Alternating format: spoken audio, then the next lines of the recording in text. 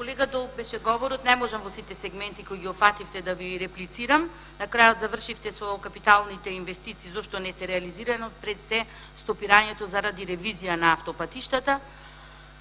Мислам тоа е ваше оправдување, затоа и тоа сега зголемување на парични средства кои ги барате за да го дозавршите и дека се е сгрешено во трасите.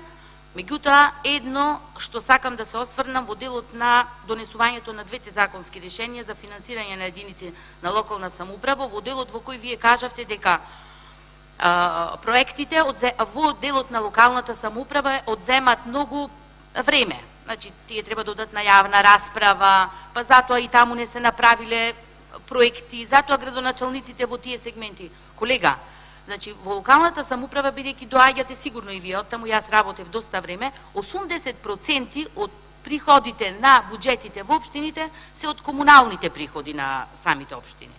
Значи, онаму каде што имаме информации, односно ги гледаме како од општините кои сега не ги доставивте на список дека се должници кон само буџетите на општините, не на јавните предпријатија, гледаме дека има парични средства и денес ќе го побарам тоа и официјално да ми го даде министерот.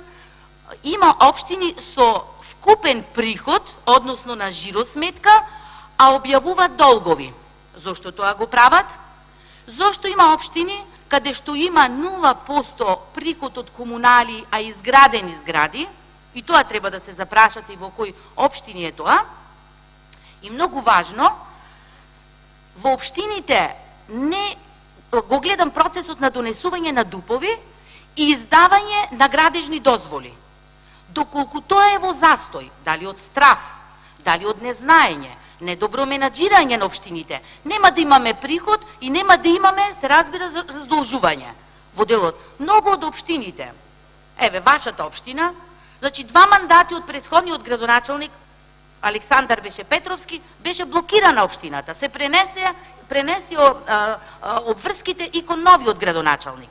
Значи, намерата која сака да ја направи владата со овој сегмент не е од грижа за општините, туку од паричните средства кои кажувате ги имате како приход, од она што ви остана, што не ги реализиравте капиталните расходи, вие ги давате на општините, со што правите погрешен чекор.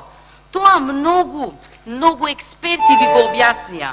Затоа што не можеме да вршиме синдикализација ние на трошоците, без да направиме анализа кои градоначалници, како во овој изминат период се носеле со обврските, знаеле да менаџираат, успеале во тој дел да ја сватат која е нивната улога, дека тие всушност треба да се грижат за општината, не само да ги соберат даноците, а да не знаат да реализираат проект под мотото дека треба многу да се прави јавни дебати и слично. Тоа е менаџирање на општината, тоа е и ризикот што го презема секој градоначалник, да ги оствари тие проекти, а не од паричните средства што треба да одидат од централниот буџет за социјална помош, за пензии, она што треба да го сервисира буџетот на Република Македонија.